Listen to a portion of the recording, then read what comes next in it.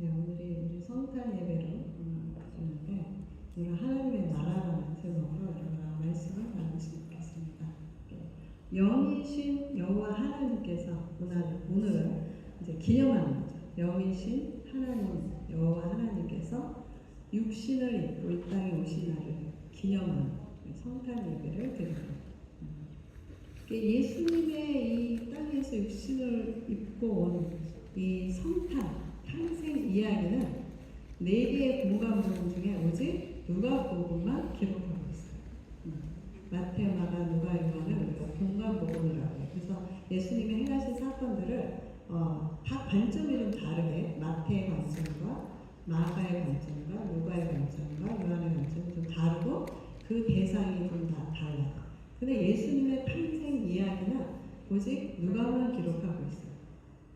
누가는 예수님의 직접 제자가 아니었기 때문에 이 복음서 기록하기 위해서 굉장히 많은 자료들을 수집을 했던 것으로 보여요.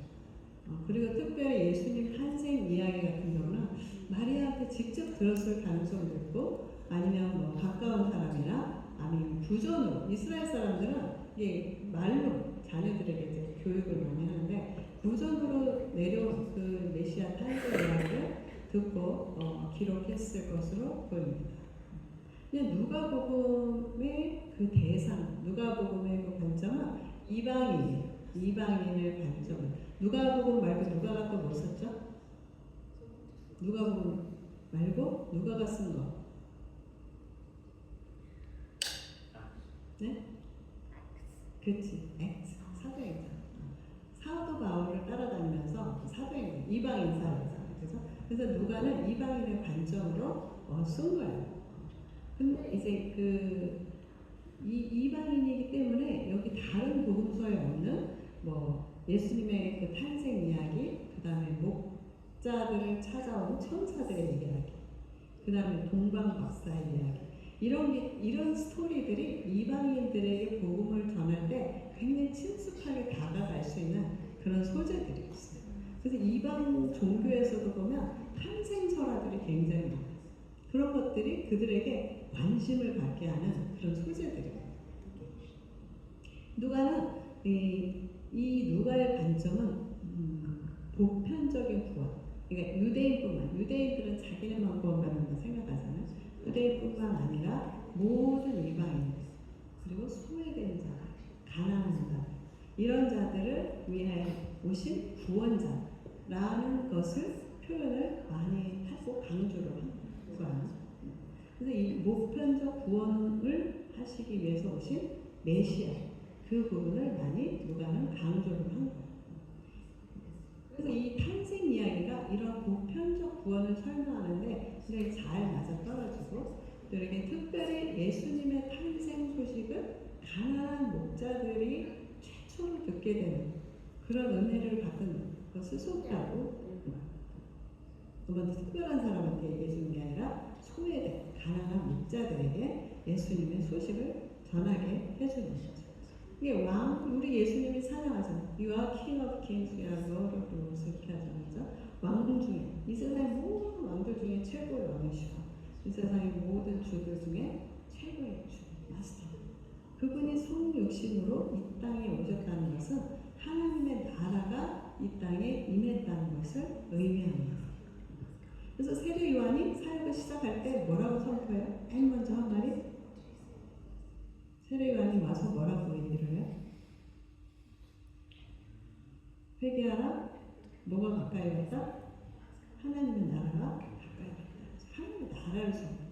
예수님도 마찬가지로 회개하라. 하나님의 나라가 임한다. 이렇게 하나님의 나라에 대해서 얘기를 하는 거죠. 이게 누가복음 한번 스토리를 보도록 하겠습니다.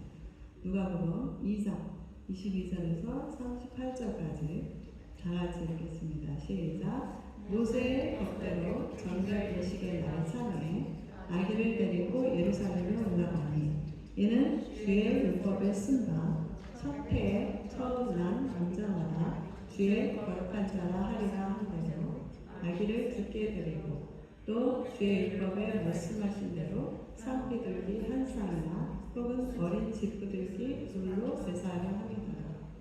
예루살렘에 시몬이라는 사람이 있으니 이 사람은 의롭고 경건하여 이스라엘의 위로를 기다리는 자라.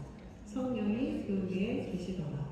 그가 그의 그리스도를 보기 전에는 죽지 아니하려 하는 성령의 지시를 받았더니 성령의 감동으로 성전에 들어가매 마침 부모가 율법의 관례대로 행하고자 하여 그 아기 예수를 데리고 오는지라. 시몬이 아기를 안고 하나님을 찬송하여 이르되 주제여 이제는 말씀하신 대로 종을 평안히 놓아주시는도다. 내 눈이 주의 것을 보았사오니 이는 만민 앞에 예비하신 것이요 이방을 비추는 빛이요 주의 백성 이스라엘의 영광입니다 하니 그의 부모가 그에 대한 말들을 놀랍게 여기더라. 시몬이 그들에게 축복하고 그의 어머니 마리아에게 말하여 이르되 보라 이는 이스라엘 중 많은 사람을 해하거나 흥하게 하며 이방을 받는 표적이 되기 위하여 세움을 받았고 또 칼이 내 마음을 찌르듯 하리니 이는 여러 사람의 마음의 생각을 드러내려 함이니라 하더라. 또 아셀주파 바누엘의 딸 안나라 하는 손자가 있어 나이가 매우 많았더라. 그가 결혼한 후 7해 동안 남편과 함께 살다가 과부가 되고 84세가 되었더라. 이 사람이 성전을 떠나지 아니하고 귀하를 금식하며 기도하고 섬기더니 마침 이때에 나와서 하나님께 감사하고 예루살렘의 성령을 바라는 모든 사람에게 그에 대하여 말하노라. 아멘.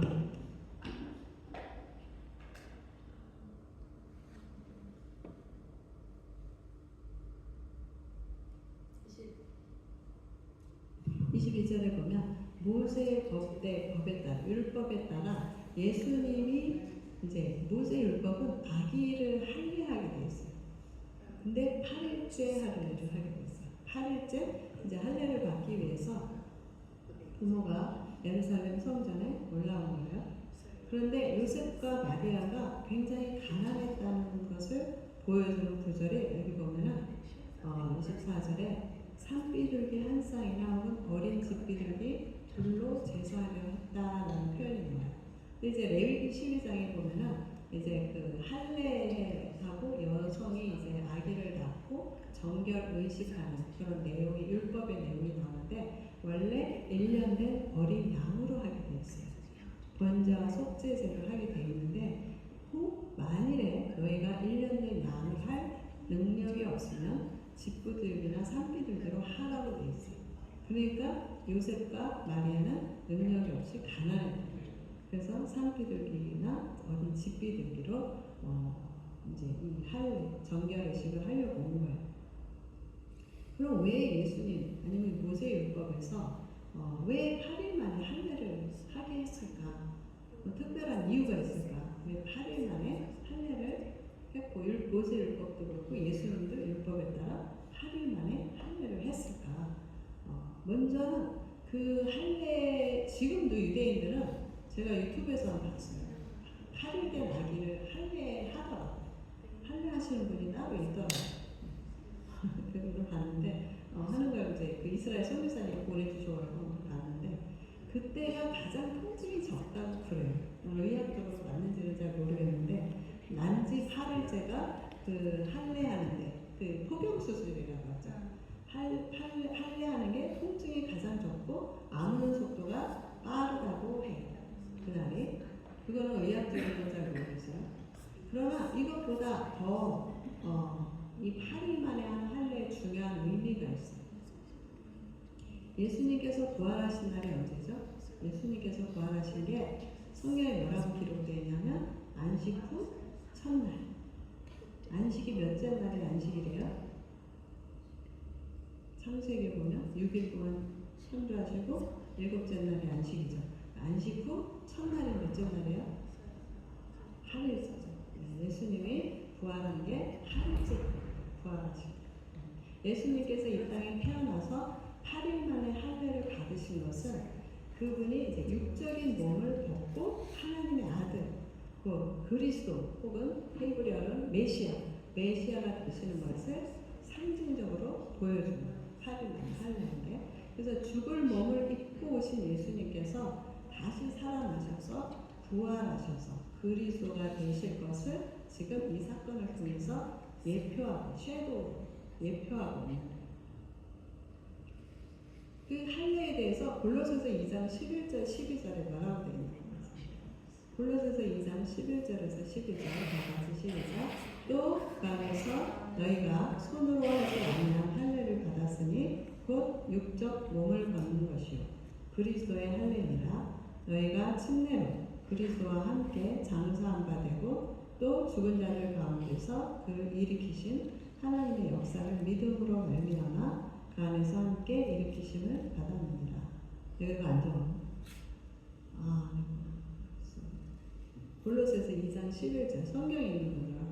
골로새서 2장 11절 12절 골로새서 2장 11절 12절 근데 사도 바울이 이제 육적인 할례와 그리스도의 영적인 할례를 이제 비교하는 거예요. 그래서 이 육적인 할례는 장차 받게 될 그리스도로 말미암는 영적인 할례를 예표하고 있음을 설명하고 있는 거예요. 근데 할례에 대해서 뭐라고 표현하냐면 육적인 몸을 걷는 거라고 표현해요. 포경수술이 그거잖아요. 걷기는 거잖아요. 그죠? 그리고 육적인 몸을 걷는 것이요. 영적인 앞으로 오게 될 그리스도의 그 영적인 할례를 그 어떤 예식을 통해서 미리 보여주는 의미를 보여주는 할례의 의미. 구약의 율법에서 육적인 할례와 신약에서의 그 침례 혹은 장로교에서는 세례 그 같은 의미를 가지고 있는 거예요. 할례와 침례는 둘 다 육적인 몸을 벗는다는 의미가 있어요. 육적인 몸을 벗고 하나님의 자녀 그리고 하나님의 형상을 가지고 다시 태어난 자들을 다시 인쳐주는 도장 찍어주는 그런 예식과 같은 게 할례이고 침례의 식이에요. 결혼식을 하듯이 여러분들이 제가 옛날에 조심해라 얘기하면서 그랬잖아요. 관계를 갖는 것이 결국 그게 결혼이에요. 그런 결혼식은 그냥 우리는 이제 하나 되었으면 사람들에게 어나운스하는 게 결혼식인 것처럼 세례도 마찬가지예요. 이미 번호게인 했는데 나는 이제 번호게인한 하나님의 자녀가 되었습니다 라고 인쳐주고 도장찍고 선포하는 거예요. 그게 할례고 침례예요. 그러니까 세례와 침례는 우리가 육신이 죽고 하나님의 자녀가 되었다는 것을 의미하는 거죠. 그죠? 이날은 그래서 육신이 죽은 장례식과 동시에 뭐예요? 새 생명이 부활하고 태어나는 거예요. 장례식과 태어남이 동시에 일어나는 거예요. 죽음과 다시 새 생명, 부활의 자녀로 태어나는 것을 기념하는 것이 침례식이에요. 그래서 할례와 침례는 그 영적인 의미에 있어서 동일하다. 예수님께서 요단강가에서 세례 요한에게 침례를 받으시죠. 침례는 이렇게 침례와 세례의 차이는 알아요, 여러분? 장로교에서는 그냥 세례를 해요. 네, 침례교에서는 세례를 인정하지 않아요. 그래서 물에 담궈야 된다. 그 이제 침례교, 신학이에요. 근데 영국에서도 이렇게 성공회나 이런 데 보면 여기 가운데 물통이 있어요. 우리 교회는 없는데 물통이 있어서 이게 무대를 좀 이렇게 열면 거기에 이제 침례할 수 있는 그런 시설들이 있어요. 근데 그런 시설이 없는데 세례를 받고 싶으면 어떻게 해요? 약식으로 하는 거죠. 그냥 장로교회는 물 뿌리거나 우리 현지교회 같은 경우는 기름을 발라줬다고 하더라고요. 그게 어떤 방식이 중요한 게 아니라 세례식을 한다는 게 중요한 거죠. 그래서 예수님께서 요단강에서 세례 요한에게 침례를 받으시고 죽음을 통과하고 다시 나오실 때 어떤 일이 벌어졌냐면 하늘이 열렸어요. 하늘이 열리고 하나님의 음성이 들려졌죠. 얘는 내 사랑하는 아들이니.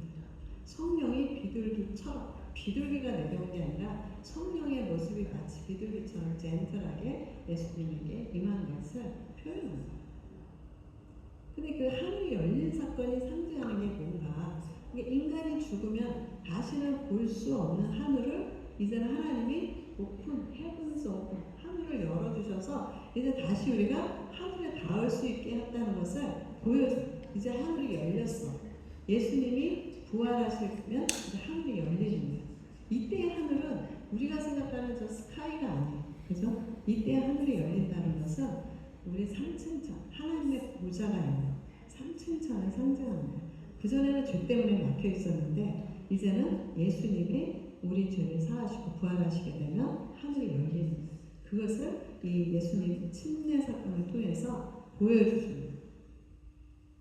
예수님께서 십자가에서 죽으신 것은 우리 다 알지만 우리가 마땅히 받아야 우리가 사형 선고를 다 받았는데 죄 때문에 그 사형 선고를 예수님께서 대신 집행 받으시고 대신 죽으신 거죠. 그죠?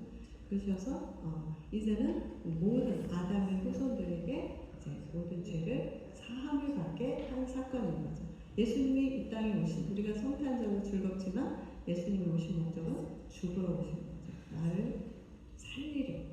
예수님은 죽음으로 우리를 살리려고 계십니다. 그래서 우리가 받을 심판을 패스오버. 그래서 6월절이라고 해요. 패스오버.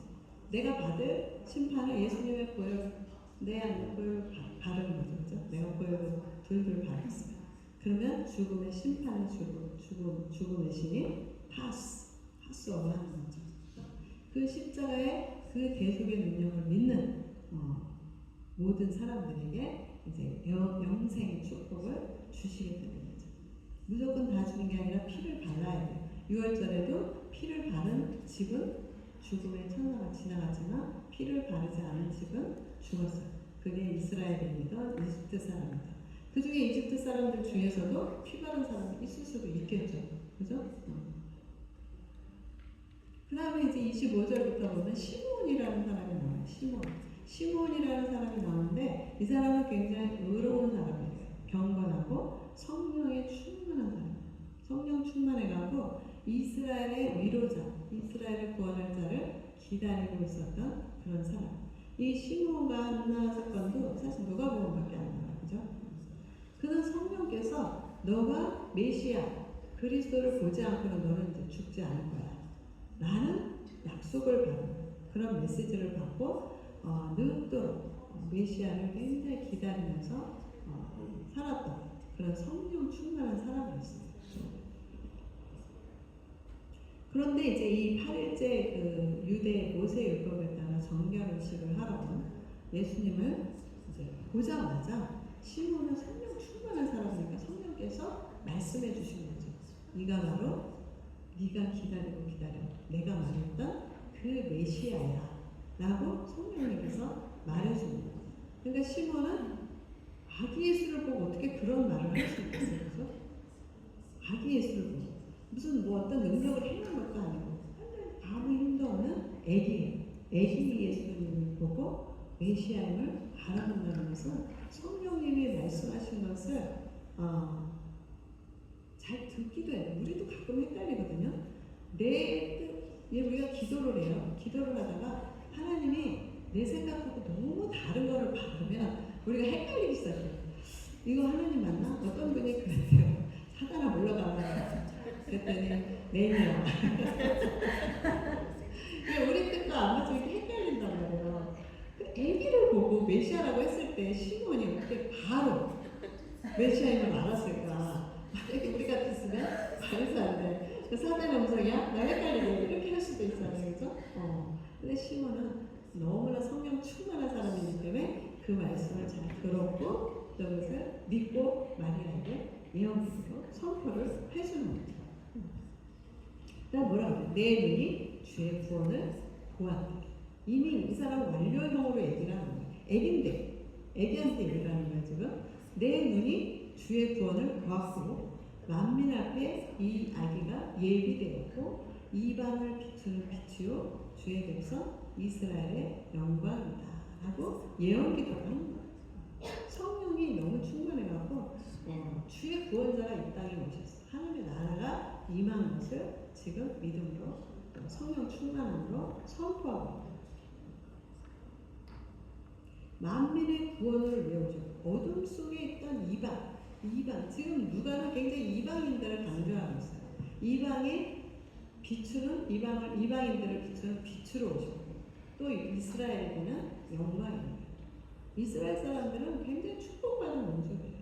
이스라엘 이 구약이나 신약에 보면 뭐라 그래요? 내가 너희를 택한 것은 너희가 숫자가 많아서도 아니고 너희가 능력이 많아서도 아니고 오히려 너네가 아주 작은 민족이기 때문에 내가 너를 선택했다 이런 표현 쓰는 거죠. 그러니까 내가 세상적으로 조금 못나 보여도 여러분이 기죽을 필요가 없어. 오히려 하나님이 나를 더 세워주실 수 있어. 세상적으로 못나. 세상적으로 또 주시면 또 주신 대로 감사하고 없으면 없는 대로 다른 사람을 통해서 또 나의 필요를 채워주시는 거예요. 그래서 있어도 감사하고 없어도 감사하고 우리는 그래서 항상 주님께 감사할 수 있는 거예요. 불평할 필요가 없어요. 여러분이 능력이 없으면 주변에서 다 알아서 해줘요. 능력이 많으면 오히려 더 바빠. 할 일이 많아져요. 근데 시므온이 또 34절 35절에 보면 장차 예수님이 아기 예수님께서 장차하시게 될 사역에 대해서 예언적으로 선포하는 거죠. 그게 뭐냐면 이 아기 예수가 앞으로 건설하게 될 하나님의 나라는 이 이스라엘을 모세처럼 짱하게 나타나갖고 이 로마 제국으로부터 해방시켜준 그런 독립국가 이스라엘을 의미하는 게 아니다. 거기에 대해서는 단 한마디로 했죠. 뭐라고 해요? 보라이는 이스라엘 중 많은 사람을 패하게 하고 흥하게도 하고 비방을 받는 표적이 되기 위해서 비방을 받기 위한 표적이 되기 위해서 세움을 받은 분이죠. 메시아가. 그리고 칼이 내 마음을 찌르듯 이는 여러 사람의 마음의 생각을 드러내려 함이라. 이런 말씀을 선포하죠. 근데 어떻게 칼이 내 마음을 찌르듯 칼이 마음을 찌르듯 한다. 요한계시록 1장 16절 이 표현을 설명해 주고 있어요. 요한계시록 1장 16절 다 같이 시작. 그의 오른손에 7별이 있고 그의 입에서 좌우의 날선 검이 나오고 그 얼굴은 해가 하늘께 비치는 것 같더라.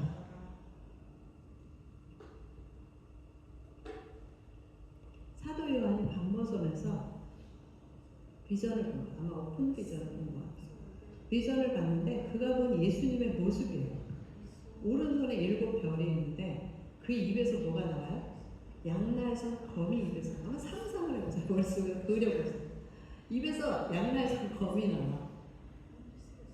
그 얼굴은 해가 힘있게 비치는 것 같다. 이게 무슨 굉장히 기괴하잖아요. 입에서 양날선 검이 나온다. 입에서 나오는 양날선 검. 근데 거기에 대해서 하나님의 말씀을 양날선 검이라고 하잖아요. 그렇죠? 하나님의 말씀을 양날선 검으로 비유적으로 표현을 하는 거죠. 이게 계시록은 초대교회 당시 굉장히 핍박이 심했어요. 초대교회 성도들은 여러분들 그 영화 같은 거 보면 로마 제국이 핍박할 때 번역 경기장 같은 데서 막 배고픈 사자들 풀어놓고 그리스도인들 거기서 막 잡아먹게 하고 또 그 네로 황제는 그 로마를 막 불질러놓고 기독교인들한테 뒤집어 씌워서 다 죽이고 뭐 이랬다는 거죠. 그래서 초대교회 당시 너무나 극심한 핍박을 받고 있던 때 그래서 이들에게 하나님께서 위로해 주시고 소망을 주시기 위해서 사도 요한을 통해서 이 계시록을 기록하게 하십니다. 그래서 이게 비유적이기 때문에 그리스도인들만이 알아들을 수 있어요. 이방인들은 이걸 보면 무슨 판타지 소설일 거라고 생각합니다. 무슨 말인지 전혀 모르겠어요. 그리스도인들은 이게 지금 무슨 말인지 양날선과 하나님의 말씀 이해하는 다 판타지 같지만 그게 비유적으로 표현이 되는 거죠.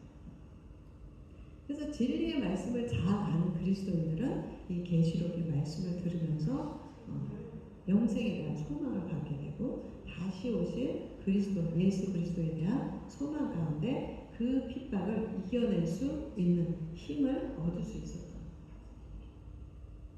이 말씀에 대해서 히브리서 4장 12절을 보세요. 히브리서 4장 12절 그리고 암송한 말씀이죠. 시작. 하나님의 말씀은 살아있고 활력이 있어 좌우의 날선 어떤 검보다도 예리하여 혼주와 영과 및 관절과 골수를 찔러 쪼개기까지 하며 또 마음의 생각과 뜻을 판단하나니. 네, 이 히브리서 기자는 하나님의 말씀이 마치 살아 움직인다. 그래서 어떤 분이 저한테 그런 얘기를 한 적이 있어요. 예수 믿은 지 얼마 안 된 분이었는데 성경 말씀을 보는데 글자가 진짜 막 살아 움직이더래요. 그래서 와 신기하다. 나도 경험하지 못한 것들을 경험하네. 뭐 그리고 성경을 보면 막 예수님이 무리를 걷는 막 비전이 막 보인대요. 그래서 와 진짜 재밌겠다. 완전 시청각으로 교육을 하시는 분이 있더라고요. 그러니까 어쨌든 이 말씀이 이 살아 움직인다는 것은 그런 어떤 시각적인 것이라기보다는 그 말씀의 능력이 역사하는 것을 의미합니다. 마치 살아 움직이는 것처럼 양날성 검처럼 아주 예리해서 혼과 영을 가릅니다. 여러분의 혼적인 생각과 영적인 생각을 가르기가 어려워요. 여러분이 하나님의 음성을 들어도 내 생각인지 주님의 뜻인지 이게 믹스가 되는 경우들이 참. 근데 하나님 말씀으로 내 혼적인 생각과 하나님의 뜻을 가른다. 하나님의 진리의 말씀. 관절과 골수를 쪼개기 뜻하고 사람의 마음의 생각과 뜻을 분별하게 한다. 여기는 판단한다 하는데 디서닝 한다는 의미예요. 오늘날은 얼마나 이 정보의 홍수 시대에 살고 있어요. 인터넷만 켜면 뭐 물어보면 다 나오잖아요. 유튜브도 있고 물어보면 다 나오잖아요. 그죠? 홍수처럼 모든 지식이 넘쳐나는 세상이에요. 근데 문제는 뭐냐? 진짜와 가짜가 다 믹스되어 있다는 거죠. 뭐가 진짜인지 뭐가 가짜인지 이게 출처가 어딘지 알 수가 없는 거예요. 그리고 사람들의 마음도 알 수가 없어요. 저 사람은 진짜 이렇게 안 봤는데 나중에 완전히 시커먼 속을 드러내요. 진짜 마음, 진짜 의도도 우리는 전혀 알 수가 없어요. 심지어는 우리 자신의, 여러분 자신의 그 혼적인 생각과 영적인 생각이 분별이 잘 안 되는 어려운 쉽지 않은 그런데 지금 하나님의 말씀만이 이 모든 흠탁한 믹스된 이런 것들을 분별하고 갈랄 수 있다는 하나님의 말씀의 그 바로미터를 갖다 대야 되는 그걸 갖다 대야 이게 선명하게 분별이 된다. 영어 단어에 recalibration이라는 단어가 있어요. recalibrate. 이게 뭐냐면 내 생각하는 방식이나 내 행동하는 방식을 바꾼다는 의미예요. recalibration. 그래서 우리의 생각과 하나님의 뜻이 이렇게 핑크가 안 맞아요. 어긋나 있어요. 그러면 이게 선명하지가 않겠죠. 우리가 카메라 사진을 찍는데 초점이 안 맞으면 이게 블러드가 잘 안 보이잖아요. 그죠? 근데 초점을 맞추는 거예요. 내 생각과 하나님의 생각에 이게 삐뚤어진 거를 다시 recalibrate, 맞추는 거예요. 그리고 죄라는 단어가 있는데 죄는 히브리어로 하타라고 해요. 그리고 헬라어로는 하마르티아라는 말인데 이게 둘 다 무슨 뜻이냐면 반역을 벗어나다는 뜻이에요. 그게 죄예요. 하나님의 진리의 말씀의 반역을 내가 딱 뚫어야 되는데 삐뚤어가는 그게 죄예요. 하나님의 말씀으로 정조준하지 못하고 삼천벌 맞아. 그게 죄예요. 하나님의 뜻에 맞추지 못하는. 아셀 지파의 또 바누의 딸 반나라는 선지자, 우리 누가복음 다시 돌아갑니다. 누가복음 36절. 이제 이 아기 예수님께서 할례를 받으러 오시는 날 마침 그때 과부가 된 지 거의 60년 정도 된, 그리고 성전에 살다시피 한 예수님 메시아를 기다리면서 주야로 금식 기도하면서 기다리던 84세 된 안나라는 여자 선지자. 요 타이밍에 어떻게 맞췄겠어요? 하나님 성령님께서 알려줬겠죠. 성령님께서 요 타이밍에 맞춰서 또 아기가 왔을 때 오시고 와가고 예루살렘의 속량을 바라는 모든 사람에게 이 아기 예수를 통해서 이 예루살렘이 구원받게 될 거라는 것을 모든 사람들에게, 많은 사람들에게 이 안나 선지자가 전했다. 장차이가 구원 사역자로서 일하게 될 것을 전했어요. 안나가. 시므온과 안나의 증언을 통해서 예수님이 아기였을 때부터 이방에 비치고 구원자로 오셨음을 이미 증언이 됐어요. 많은 사람에게 전달이 됐어요. 그런데 예수님이 30세 공생애를 시작했을 때 아무도 예수님을 메시아라고 알아보지도 못했고 인정하지도 않았어요. 그죠? 저기 목수 아들이잖아. 그 가난한 목수 요셉하고 마리아 아들 아니야? 우리가 그 집 잘 아는데 에이 말도 안 돼. 무슨 메시아가 들어오겠어요. 안 믿어. 이미 이런 사건이 있었음에도 불구하고 오늘날도 마찬가지. 오늘날도 얼마나 많은 사람들이 예수 만나는 뭐 새롭게 하소서 뭐 얼마나 많아. CBS 뭐 간증들이 막 수도 없이 많잖아요. 그죠? 예수님 만난 그 위트네스가 얼마나 많아요.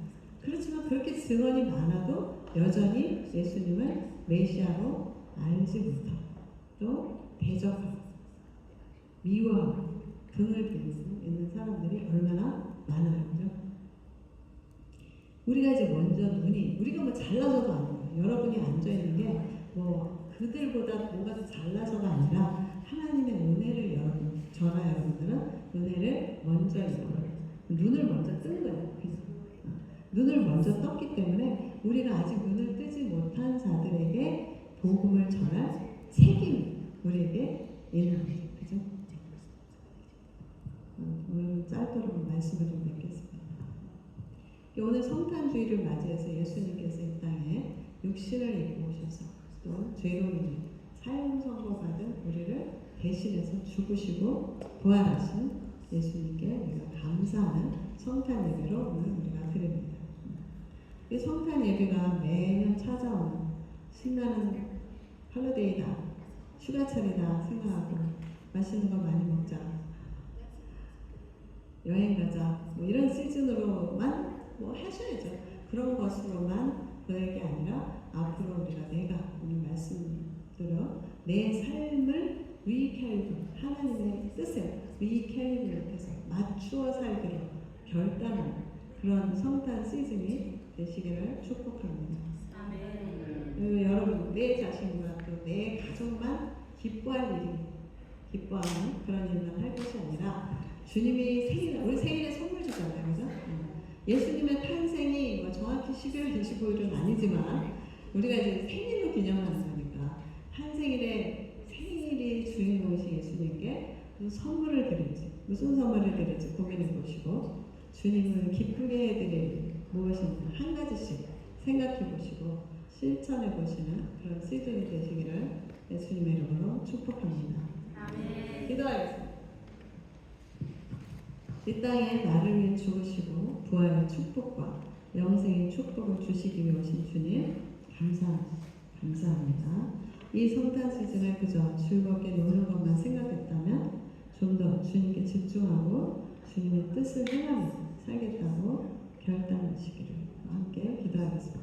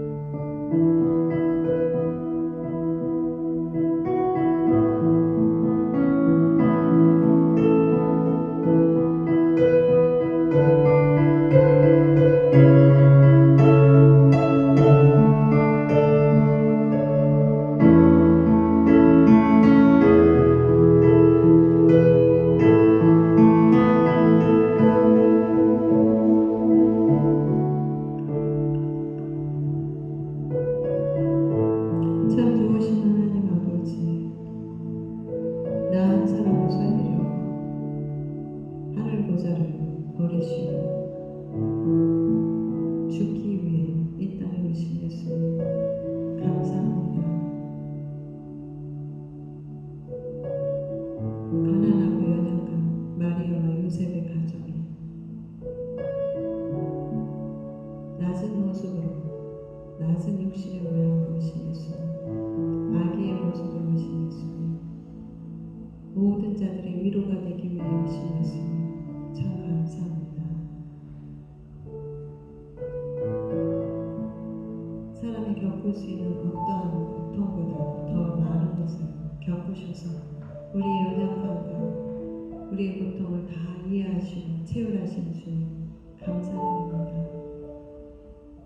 이 성탄을 기념하는 이 시즌에 우리가 좀 더 주님이 오신 이 사건을 깊이 생각할 수 있는 시즌이 되기 원합니다. 나를 살리기 위해 죽으신 그 주님의 그 대속의 은혜, 십자가의 보혈의 은혜를 더 깊이 체험하고 묵상할 수 있는 또 시간이 될 수 있기를 간절히 소원합니다. 이 시즌에 또 소외되고 연약한 자들을 주님 기억하여 주시고 언제나 소외되고 연약한 자들을 찾아가 주시고 만나 주시고 축복해 주신 주님, 우리가 그 주님의 그 마음을 담기 원합니다. 그 마음을 품기 원합니다. 주님의 선하신 뜻을 행하며 사는 우리 교회 성도들 모두 될 수 있기를 소원합니다.